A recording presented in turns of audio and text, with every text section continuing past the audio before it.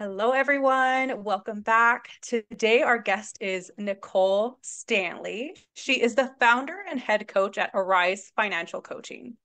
After battling crippling financial anxiety in her early 20s, Nicole went from $30,000 in debt to building her family of five's net worth to over $250,000 at age 27.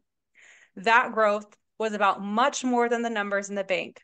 It was about the joy, confidence, and freedom it brought. Nicole has since helped over 500 clients across the globe simplify the way they manage their money and hit their financial goals with ease. Thank you so much, Nicole, for being here. Kayla, I am so excited to be here. So thanks for having me. Yes, of course. Money is such a big topic. And like I had said before we hit the record button, I don't think it's talked about enough. And especially in like the motherhood space, Yeah. whenever you listen to other podcasts, or at least I haven't run into any podcasts where they're talking specifically about money in a genre that's specific for motherhood. Yeah. Yeah. Absolutely. I'm excited to Yeah. talk about it because I know that for most moms or a lot of women, we actually are the Hmm. budgeters or like the CFOs of our family. Other women, we feel like our Yeah. husbands do that and we feel out of the picture. So I feel like both those audiences will be able to find something valuable from Hmm. our conversation because I mean, money affects us as moms more than almost anything else. Absolutely. I completely agree.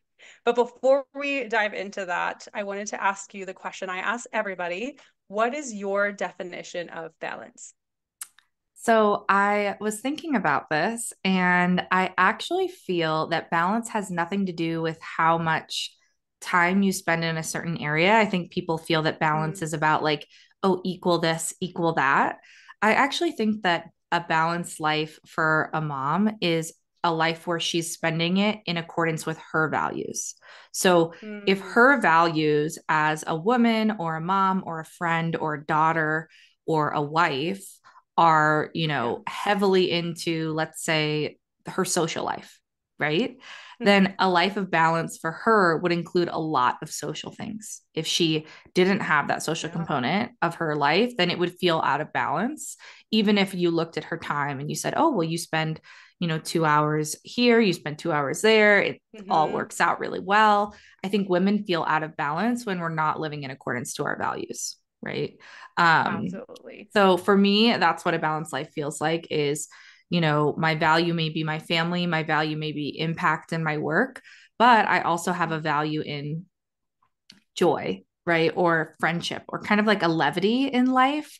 And so if I feel like my Mm, life is too serious, I feel out of balance. Like I have no time to just laugh with friends or make jokes or watch a comedy or a comedian. Like yeah. that's an area of my life that I've wasn't able to identify for a long time was out of balance, but it's Mm, because, oh, hmm. this is a value of mine and it's not showing up in my life. Yeah. So, yeah, that's how Yeah. I would define a balanced life for me personally. That's awesome. And so true. I think a lot of the times we are so focused on those three things like mental health, social life, health, family, like those big areas, and we're not so focused on the values or the things that matter most to us because we're too focused on those main, topics that are talked about. So I'm glad that you brought up values because it's so important, and it even comes up in our money stories.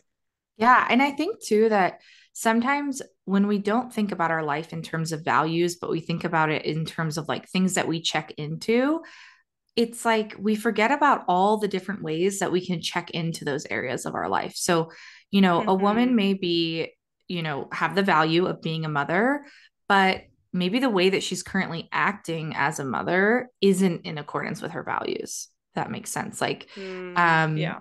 I'll give an example in my own life. One of the things I don't value is overscheduled kids. I don't Mm, value that in my mm-hmm. life because it makes me feel just like out of whack and just too busy, too Oh overwhelmed. It yeah. really brings this energy into my life that I don't like. So, um, that would be an area that you could say on paper, oh, I'm living with my family. That's my value, right? You sometimes have to go deeper into, well, Mm-hmm. what is it within that value, within your motherhood, within your career, within your Mm-hmm. marriage? It's not just something you check into, but something that even in those little pockets, are you living in accordance with the things that you value in life? So that I think is an area of my life that I used to think, oh, if I just spend Mm. time with my husband, therefore I'm investing in my marriage, where it's like, well, sometimes, right? You have to think a little bit Hmm. further than that. 10, 8 to 10 Yes, years in, it's not just about time together, it's how you spend the time together. And absolutely. that's my little soapbox on Oh yeah. No, you're the good. check-ins. Yeah, yeah. Oh gosh, the check-ins.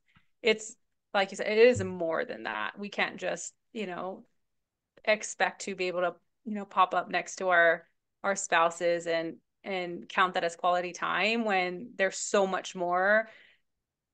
Either one of you is going to feel like that's not enough because it Yeah. usually isn't to just, sit down next to each other or just do the mini check-ins. Although those do add value, there's other things, there's other ways to connect that might be more fulfilling for both or, the one or the other. Yeah, absolutely. So I was looking at your website and I love it. It's beautiful. Wow, thanks. And you speak about your story. Can you talk more about your story and how you came to creating your business? I mean, even in just your description, you were in $30,000 in debt, and then you were able to save so much in such a short amount of time. You were 27, Yeah. and it was what you said, a quarter of a million, a quarter. Yes. Yeah. I'm messing up the numbers. Yeah. No, Okay. I would love to because I know that my motherhood was actually like a huge catalyst in me deciding that I Mm, was going to prioritize my finances. And I think for a lot of women, we experience a similar thing where suddenly maybe our careers were enough in the past for just our needs, but then you add a kid to mm-hmm. the mix and a few kids, and Yeah. suddenly you have to make more intentional decisions because there's just more important people all in the same pot. Mm-hmm. So my story with money, as most, starts as a kid.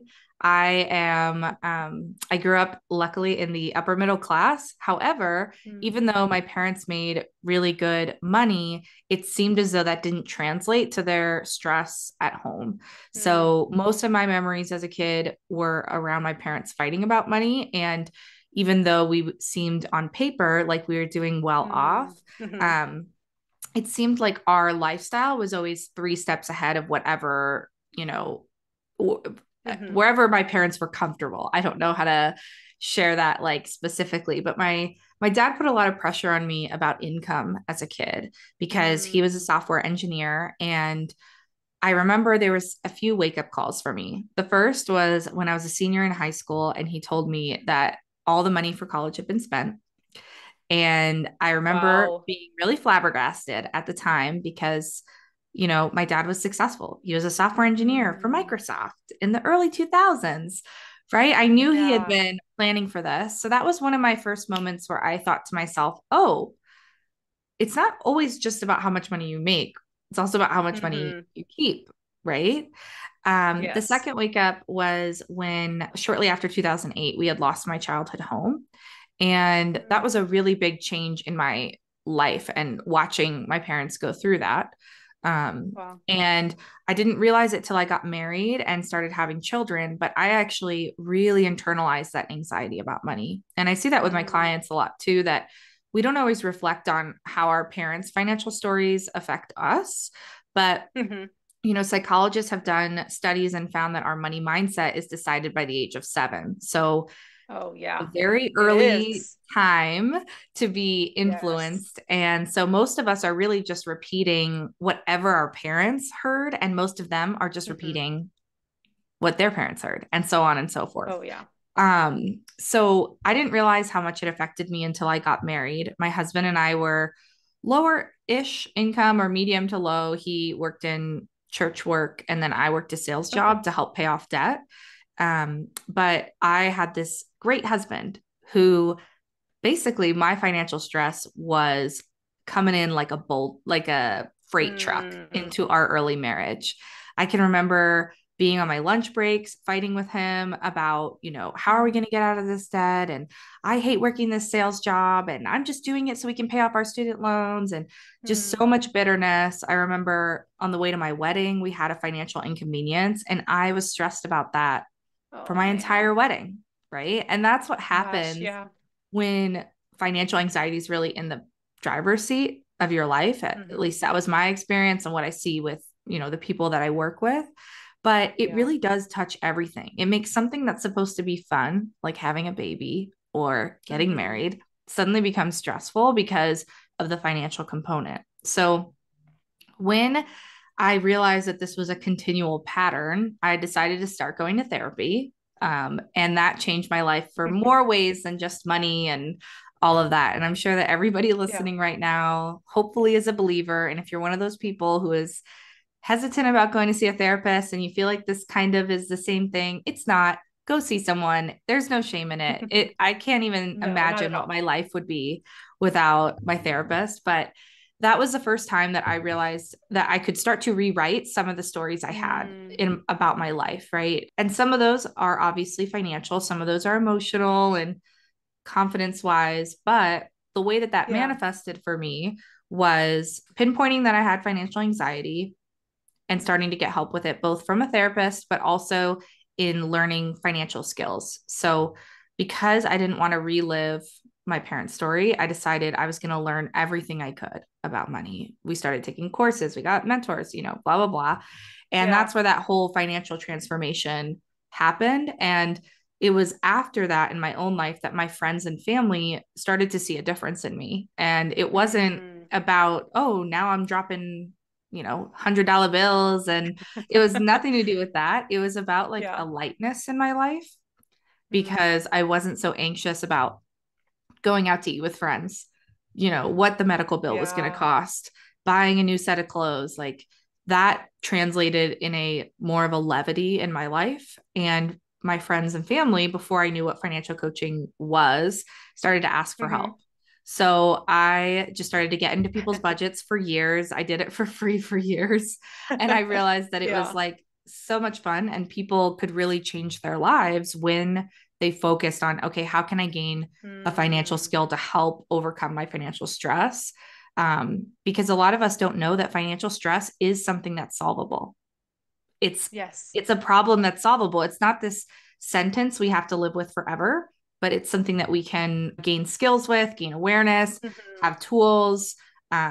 There's a lot we can do about it. And I got kind of addicted to helping people do that. So in 2020, I That's launched my amazing. business, and the rest, I mean, I'm 3 years later, we've gotten to help so many people. But at the end of the day, it comes back to I know what it's like to feel that anxiety. And I know Mm. not everybody has to feel that way. And so I'm on a mission to help as many people as I can feel less That's stress with their amazing. money. Yeah. And the part of the story which you didn't bring up, I'm surprised Which that part? Oh, I'm sorry. There's so many no, you're good. You're parts. good. I mean, this is the reason I'm here, right? This is why Yeah. I am interviewing you. But when I read this part of your story, it just like hit me Mm, was when you wrote when you said you wrote on your napkin, yes. I am going Oh, to get out of debt in 5 years. Like you put it out there. You even, yes. I think you had even written, I almost didn't believe this as I was writing it, but I was going to make it happen. Yeah. Talk more about that and what, going back that moment. Like, can you Yeah. remember what Yes. was going on for you? I do actually. One of the things my husband and I would do, because we're both future oriented people, is we were on a date. Mm. And I remember we were in Flagstaff, Arizona, which is like a ski town. And Okay. we were talking about our future and what we wanted to see ourselves in 5 years. And I remember having a napkin and writing that we would be debt free in 5 years. And I remember both of us felt this like a fear to even write that down in terms of a fear of failure. I think that that is a really huge area that women struggle is putting a goal out there, owning that we have a goal. Mm. That goal Yeah. may be we want to lose weight, we want to like get Hmm. healthy, we want to take a parenting course, we want to run a marathon. I don't know why I'm only thinking health stuff, but It's financial okay. goals It's that too. time of Like, year, right? yeah, like I know women who Mhm. are working in certain careers and they're afraid to even say that they want, the senior position, Yes. right? It's Yes. because we have this fear of, if I say it, therefore if I fail at it, it hurts more, Mm. right? And so I Mm. think that was the hardest part for us about putting that, I mean, on the napkin. That was the only piece of paper we had. It wasn't meant to be like something weird. It was just like, okay, Yeah. these are the things we're going to do. And Hmm. feeling afraid when we wrote it. And looking back, because we saved that note, and looking back five Oh, years I'm so glad. later, yeah, and seeing Yeah. not only were we debt free, but I'm like, oh my gosh, we hit coast fire, which is where if you never invest more money, you'll still be able to retire. And we bought our dream house and we did all this other Mm. stuff, and I got to start a business. And Yeah. it was the courage to write that first goal that I think is the Yeah. hardest for people, is to own what they want Mm. Hmm. and to own the feeling of what if I fail. Um, Yeah. that I think is the catalyst for most people, because at least what I've found with my clients is that the hardest stage for someone to get to financially is not that they know that they need help, right? Most of us know that our financial life could be Mm. better. I Yeah. don't, I don't need to share many Yes. details about that, Yeah. but Yeah. what we're not willing to do is to believe that it could be better. Mm. Because if we believe that it could be better, then it puts this like responsibility on us of like, oh crap, now I have to like Yeah. do something about that. And I Yes. think that's the Yes. scariest place to be, but you can't, it's really hard to accidentally hit your financial goals, Mm. right? Like it's really hard Yeah. to wake up one morning and be accidentally out of debt, you know? Yeah. Sure, um, maybe it can happen for some people, but but yeah, the likelihood of it actually happening is pretty low. right. Or even for a lot of moms, because I'll share a little about my story postpartum. When I had my first child, I had made a lot of progress before that with mental health and financial stuff. Mm-hmm. But when I had my first baby, everything, my hormones, oh my Mm. gosh, I had so much Yes. baggage coming up for me that it was probably the hardest time in my motherhood, was experiencing Mm. really intense postpartum anxiety and depression. And um, for me, I'm a very industrious person, and I have a very can-do attitude, Mm. which motherhood in its beauty is supposed to kind of break that a little bit, in Yes. terms of I can do everything on my own without any help. Um, and I think that made my recovery from postpartum depression take a lot longer, because I was so hesitant Mm. to reach out and ask for help, and to reach Yeah. out and admit that I couldn't do something 100% on my own. Mm. And for me to own that it was not cheap to get help. Yeah. Like, Mm. going to therapy was expensive, you know? Yeah. Hmm. Having a babysitter come over, which was something I didn't fathom for the first year of my of motherhood, because I was so stressed still about my Hmm. money, was it seemed like something I couldn't do. So as you can see, like the money Uh-huh. and the mental health Yes. were really combined for me, because Hmm. I wanted to just bootstrap it all. I thought that I needed to be a certain way as a mom, which meant I didn't, if I'm a stay-at-home mom, then that means I don't need a cleaner. I can clean everything. Mm. I don't need help with that. Or, Yes. Yeah. I can cook everything from scratch. I'm not going to be the mom who does, you know, uh This is the biggest pizza. lie.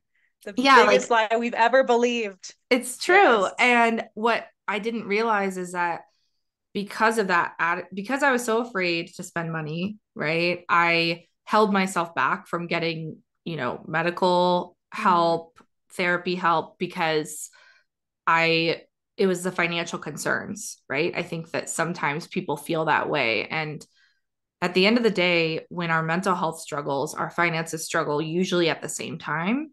And Hmm. so, in my life, it was my mental health that led to my financial change. Mm.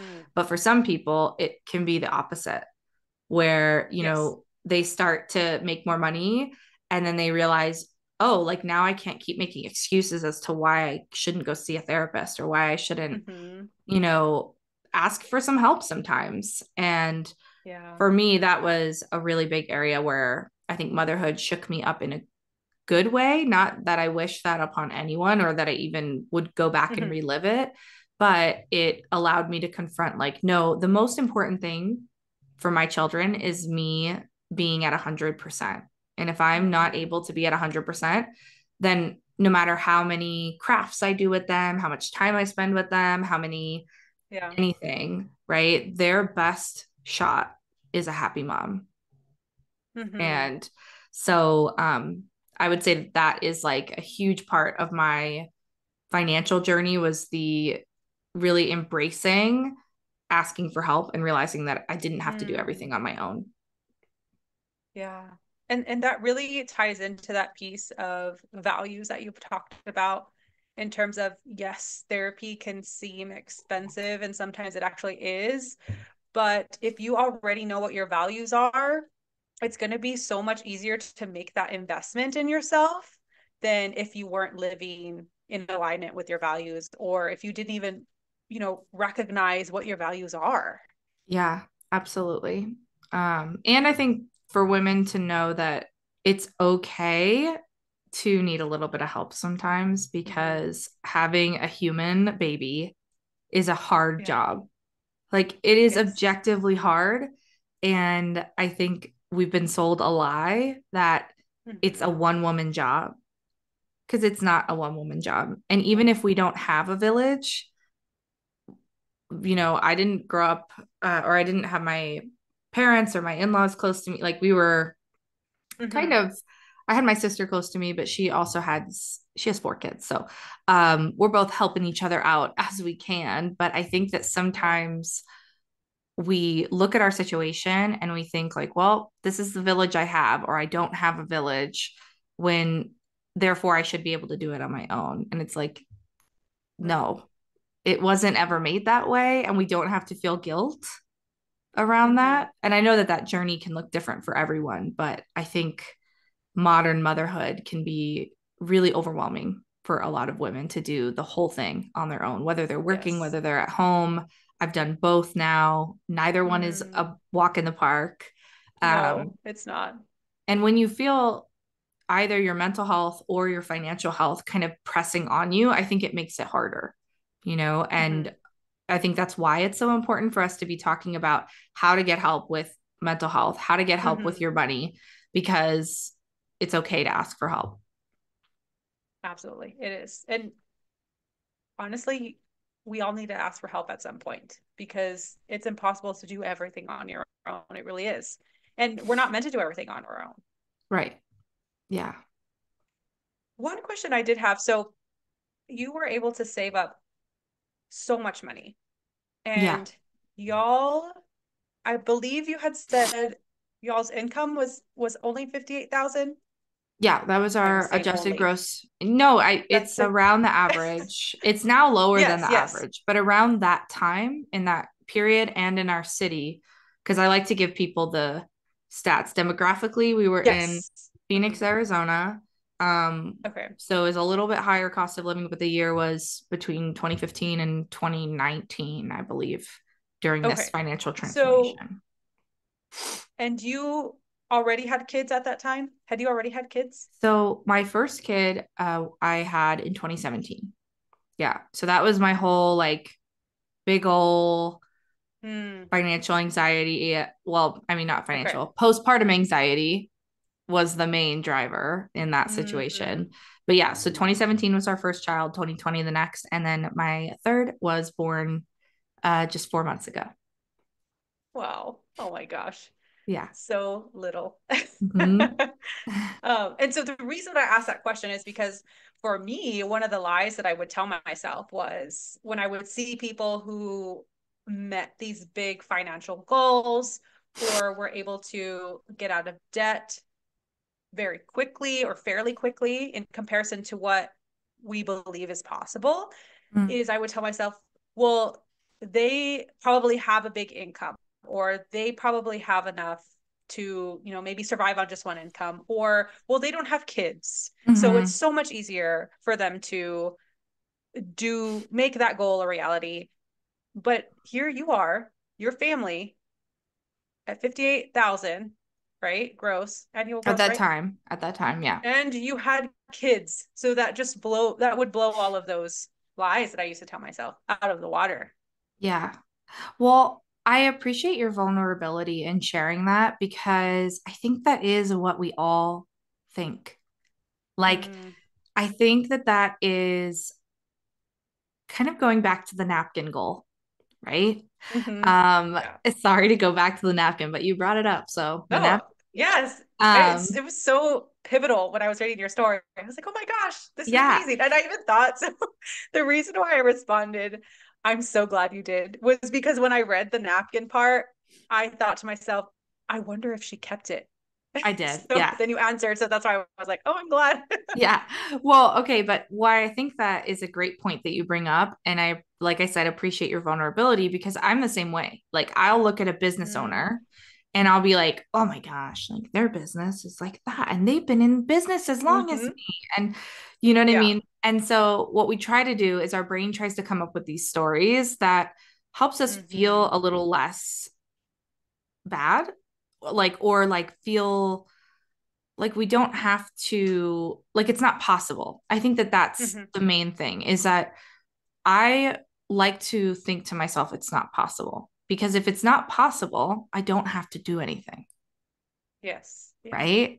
And Mm-hmm. it's much harder to look at somebody or to look at a place you want to be and to say I love that for them and hmm I wonder if I could have that for me. Like Yeah. that's a really vulnerable place to be because it puts us in Mm-hmm. that place of like, I could fail, or I could be rejected. I could not, I could start to Mm-hmm. want that, and I don't want that. So, therefore, Yeah. it's much safer if I could separate myself farther and farther away. Like, Yes. I used to feel the same way too about people who got inheritances. Like, there was this Mm-hmm. part of me Mm-hmm. that was like, oh, well, life is easier, and that's true. It is. Mm-hmm. At the end of the day, the financial world is not an equal playing field. Like, as a financial coach, I have to have really, really like a sensitivity to that because we all don't start at the same Mm, place, yeah. right? Mm-hmm. And so, yes, the person who has an inheritance or the person with a larger income than you, yes, they may be able to do it faster. But at the end of the day, the race is only you versus you because Yes. we That's can right. never level the playing field completely. All we can do is look at our situation and decide our starting point and to Mm-hmm. start to chart out where we'd like to go. And, the Yes. beauty of money is that it is something that's really flexible. It's something that is, I always consider myself to be really creative. I'm very financially Mm, creative, meaning when I look at somebody's money, I see the situation of where they are now, right? mm-hmm. But every line item in somebody's life could be changed if they wanted it to be changed. Mm, Like the way they work, the way they spend, how they live, like yes. all it's a big picture unfolding and all these pieces, they're not all fixed. Does that make sense? Yeah. Like they Mm-hmm. can Oh, yes, change. absolutely. And so the way that I view financial changes for people is it's about making the changes that feel right for you, that are moving, it's moving Mm-hmm. your life closer to your values. So at the time, I'll be totally transparent. One of the things that expedited our financial journey Mm-hmm. was the fact that I had a financial education from that priority. So even Mm, though we didn't have a lot of money, I prioritized, I'm going to start investing with a laughable amount of money. mm, That was my, like, we interviewed financial yeah. advisors and they were, we were like these early 20s Uh-huh. kids. And it's like, who care? It's like, why do you even care about this? Like, Yes. this is not what people care Mm-hmm. about. Um, but I had my vision. I had what I wanted. I knew what, this would provide my family. And so I was like, yeah, I'm going to start right now. Even as a Mm, single income family who makes 56,000 a year, we're going to find this, a small amount and start there. And while that didn't do everything for us, right, it was the gateway that opened it up. mm, Because mm-hmm, since I had set my target, I was like, oh, investing is important to us. We want to have security in our old age and our young age for our kids, their education. What it began to do is the napkin goal makes you mm-hmm. start to look for solutions. Like when your brain is wired to be looking for how can Yes. I make something happen? Suddenly it was like, oh, this little side hustle I did for 500. Oh, great. Mm-hmm, At the time I was nannying a friend's baby once a week. And you might think, oh, $500, what's that going to do? Right. But I had my goal already. mm-hmm. And so it's Yes. like, I know where I'm going and I'm going to make this happen. And it's, I think that that's what happens when we write down and own what we want, Mm-hmm, is that there are solutions all around us, but we never see mm-hmm, solutions unless we're willing to say, this is something I want to do. This mm-hmm. is something I believe I can do. Because if you don't Yeah. believe you can do it, if you don't believe it's even possible to write down, it is most likely never going to happen. And so the most dangerous thing you can do, Mm-hmm, Kayla, would be to say, okay, huh, how can I do blank, even though I don't have blank, or all the things mm-hmm. that these other people have got going on, or that I'm afraid because I don't have, huh, Yes. how can I still get blank? Like, and Mm-hmm. suddenly your brain's going to come up with solutions. And I think that's Yes. what I get to do with people, is I get to help them find the Mm-hmm. solutions that are all around them, you know? Um, so that's how I deal I, with kind of yeah. that, like, fear and comparison, because it's like, yeah, it's true. Mm-hmm. You know what? That people are farther ahead than us, have better situations, have better resources, everything, right? Yes. And Yeah. we can never, it's hard to compare because it's not an equal playing field, Mm-hmm. right? But I will say something else, sorry, just about this, is you can have No, you're good. all You're the good. good things in the world given to you. And at the end of the day, people, I mean, I think the studies they've done of millionaires, most millionaire families within the second generation, the wealth is all gone, because it's not about how much money you have, it's about how you use it. Yes. Absolutely. And also the relationship that you have with your money. Mm-hmm. Because if you look at getting an inheritance or winning the lottery or having a significant raise is not going to change your life if you Mm-hmm. don't have a good relationship with your money. You're Yes. going to get back into the same position because I'm sure, I think, I don't know if this is true. I want to say that they have done studies on people who have won the lottery. Yes. And a lot of them, a huge percentage of them, end up just spending it all. Within 5 years. Yeah. Oh, okay. And See, it's a there is a really study. high, it's actually a really high, I can Mm, double check it, but it's also a really high suicide rate too. Um, wow. for people who win the lottery. Yes. Mm, And Kayla, I love that you bring that up, because it's not just our strategy with money, right? That mm-hmm. allows us to have a good relationship. It's our mindset and relationship with our money, the way we Yes. earn it and the way that we spend it, that dictates our Mm-hmm. life. And you can kind of switch into a more positive relationship with your money even as you're paying off debt, even as Yes. your income is lower, Mm-hmm. even as your savings account isn't where you'd like it to be yet. One of my favorite books of all time is a book called Happy Money by Ken Honda. And Okay. anybody who's interested in a little bit of mindset, it's not woo woo or anything, but it's about the Japanese art of making peace with your money. Mm, And he wow. talks a lot about this concept of there's happy money and unhappy money. And at the end of the day, you can Mm, have all the wealth in the world, but if you are stuck in an unhappy money cycle, meaning you earn money in fear, frustration, greed, yes. despair, right? Like, or almost, I think fear is the best word. And then you spend it in that same way. right? So Mm-hmm. thinking about unhappy money is the money we owe to, for bad work, and we like it feels stolen from us. That's like unhappy money, right? Happy Mm-hmm. money is money that you spend. I would consider, for me, happy money is the money I spend on my therapist, where, Mm. Yeah. right, it could be the same amount of money in both Mm-hmm. scenarios, but the way it leaves me is with like appreciation, gratitude, joy, Mm. like Yes. Yes. and same with our debt, right? Our debt can be a Mm-hmm. source of unhappiness in our life. Or one of the things that I find really helps clients is to not hate our debt so much, Mm-hmm. because we have this Yes. like shame filled relationship with like our student loans and our Absolutely.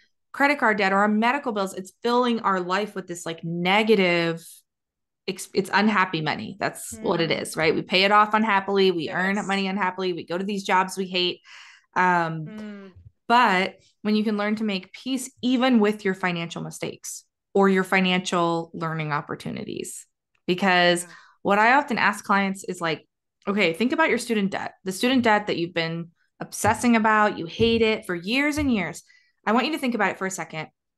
And I want to think about what has that debt brought to your life, Mm. right? Chances are it brought something. It had to have brought something. I have an education. Actually, I get to work in my Yes. field. Mm-hmm. I love my field and I love my Mm. job. I hate how much debt I have, but I love my job. Right. So that debt served, it brought something to you.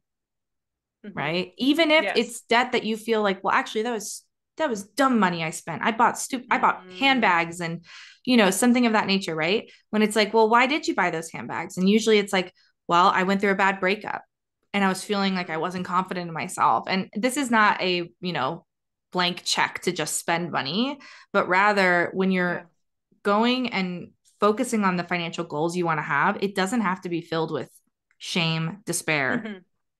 and self Yes. loathing, right? And Like yeah. we can look at things of our past and have some compassion with ourselves. And Mm-hmm.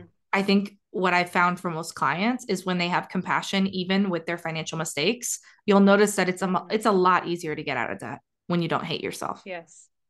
Yes. And I'm glad you brought that up because I would almost say you have to have compassion with yourself. Yes. Not that maybe you can't get out of debt without having compassion with yourself, but it's going to be such an easier journey. And when you get to the end, you're going to be so much more fulfilled because, talking about that happy money, it wasn't a dreadful process. Yes. Because at the end of the day, sorry, I normally don't go here, but we're going here. At the end of the day, the flow that you're in your life with your money, Yes. that is the Yes. flow of your life. Mm-hmm. It's because at the end of the day, what do? We work to make money. So if we're Mm-hmm. working in fear, anxiety, that's a huge part of our life. And then the other half, we're spending it. And so if we're spending it in anger, frustration, shame, Yeah. fear, notice our Mm-hmm. relationship with money is just a reflection of what's going on in our life, which is my It favorite is. part of coaching, Yeah. because at the end of the day, every financial problem typically has nothing to do with money. Mm-hmm. We use the Yeah. tools, we figure out how to make, give you those financial skills, but my favorite part is that people come with one goal, and for me that was paying off debt. That was my one goal that, started this cycle Mm-hmm. for me. But people come with one goal and they think, oh, this is so big, I could never achieve this. And then they achieve it. And then this light bulb turns on in their mind because they're like, what else is Mm. possible? Yes. What Yeah. else could my life be? Right? Mm-hmm. Like that is why financial coaching to me is like the best job in the world, because people gain financial confidence, which gives them more confidence in their life. And then their goals get larger, more, more centered on their values, Mm-hmm. and they're able to really live the type of life they want to live versus a life controlled by, well, I don't have enough money for that. Mm-hmm. Yes. Yes. And I'm so glad you went there. This is such a safe space to go there because Okay. I don't know if it I is. follow when you said this is not all the woo-woo stuff. I'm like, no, bring on the woo-woo stuff. I love it. Yeah.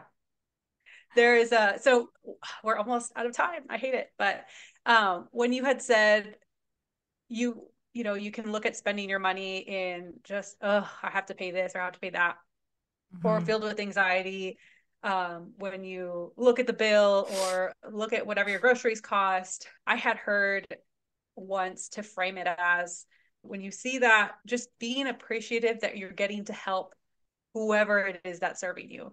I'm so appreciative that I get to have these groceries and that the money is going to come back around, or I'm so glad that I was able to come and spend this time with whoever you're spending your time with, and that I'm getting to help the waitress who is serving us today. And Mm-hmm. just those little tiny reframes can make all the difference Mm-hmm. in even just starting that journey with trying to be more compassionate with yourself in the way you spend your money. Yeah. And I love that because I think it's a really good aspiration for people. Like that Mm-hmm. tiny moment that they can just switch the story that they're telling themselves about Mm-hmm. it. Um, and I want to still validate the people that feel like, I could tell myself that story. I could tell myself the story like, oh, well, I'm so happy I get to serve these people. But at the end of the day, the checkbook still isn't adding up, or my debt is rising and it's right. Mm-hmm. I want to validate that experience too, because it's both and, right? Mm-hmm. I think that Yes. often that anxiety is magnified when we feel like I can't make progress on my goals. I can't save more. I don't know how to start doing this. My spouse and I are Mm-hmm. fighting all the time about money. So I could be writing down all the positive thoughts in the world, but at the end of the day, the numbers aren't adding up, right?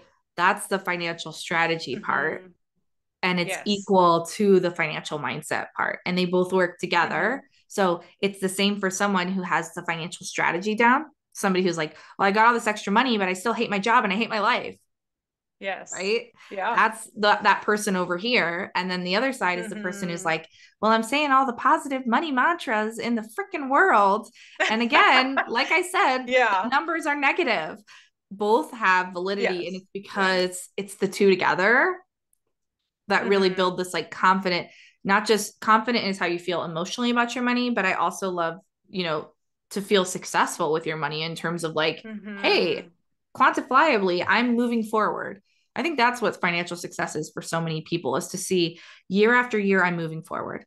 I feel confident about where I'm Mm-hmm. going. I know how long it's going to take me to get there. Like, but so many of Yeah. us, when we don't have that, we just feel stuck where we are. We don't see a way out. Mm-hmm. And that's like where it's really hard to do one or the other or both, because it's like, well, I don't even see a path out of this. So I want to validate that Yeah. experience, because I know with inflation, with the cost of living, the Mm-hmm. cost of housing, that is what most people are feeling with their money right now. And Mm-hmm. it's not an overnight, it's not a snap of a fingers. If I could tell everyone on this podcast, like, hey, it could be better, right? They're like, that's great, but like, help me where I am. And Mm-hmm. that is, a really valid place to be as well, because it's not a one size fits for all, right? Like there Mm-hmm. isn't a No. magic money tip that we can get No, to there feel isn't. better with our money. But I think the hope of that it's possible, that Mm-hmm. there is a napkin goal you could write. And I'll bet my bottom dollar that, there's a way to get there. Yeah.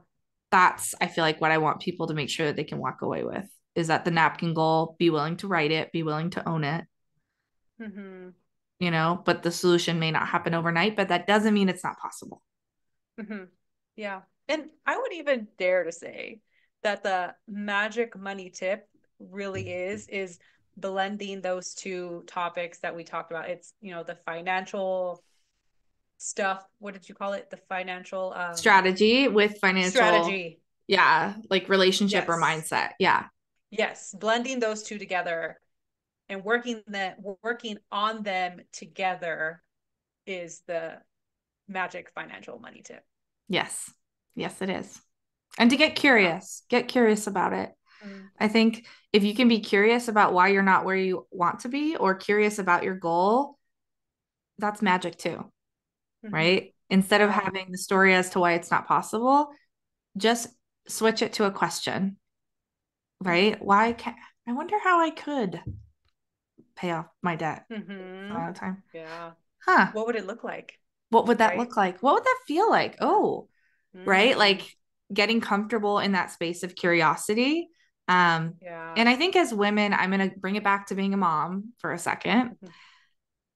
I I used to have a lot of stories about help and like stories about what type of person I was. There's a whole thing, there's all these different money stories that we have.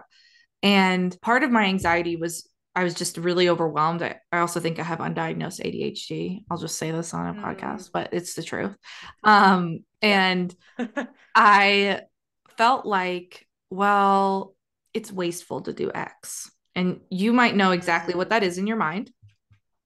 I'll say for me, what it was in mine, it was getting a house cleaner to come. That was Mm. like wasteful. In my mind at the time. And so for me to say, for me to even own that, oh man, that would make my life easier. Mm-hmm.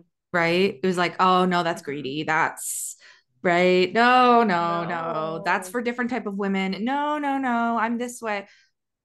Be curious with yourself Yeah. about that because I think that if we're gentle with ourselves, we can be curious. But when we're not gentle with ourselves, it's hard to be curious. And It that took, is. a lot of time for me to, because that was its own financial goal.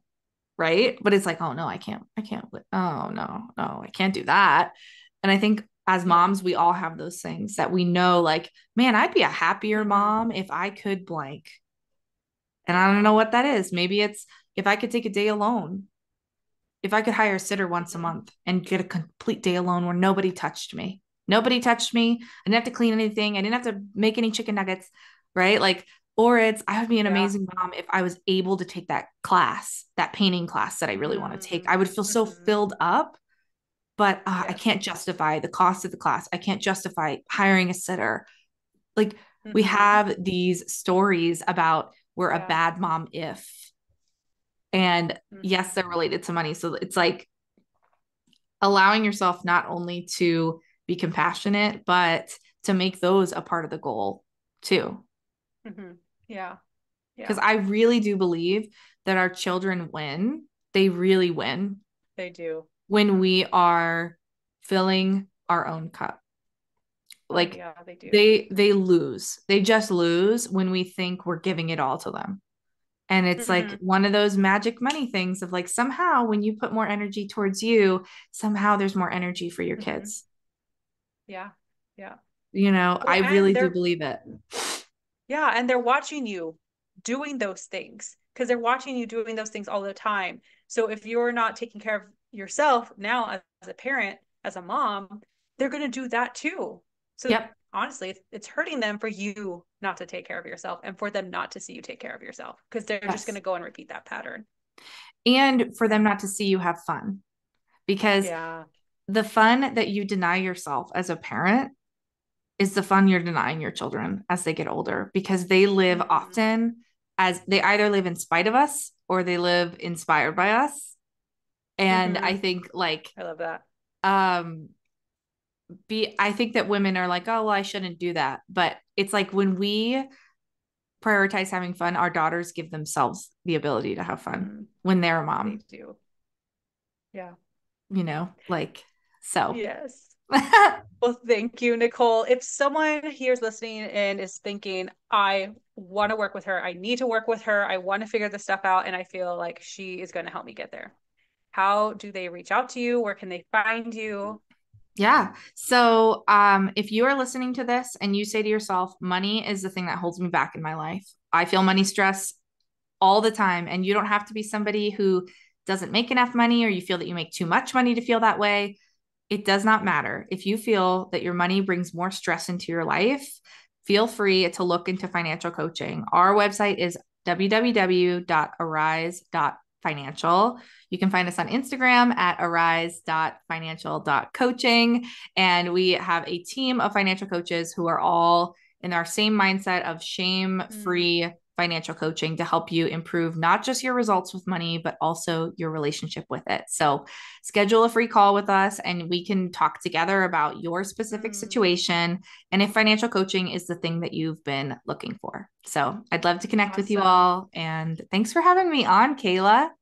Yes, of course. This was so great. And of course, I will link all that stuff up in the show notes. So if you're driving, don't try and write it down. But yes, really enjoyed this episode for sure. And I can't wait to keep connecting with you. Yes. All right. Bye, everyone.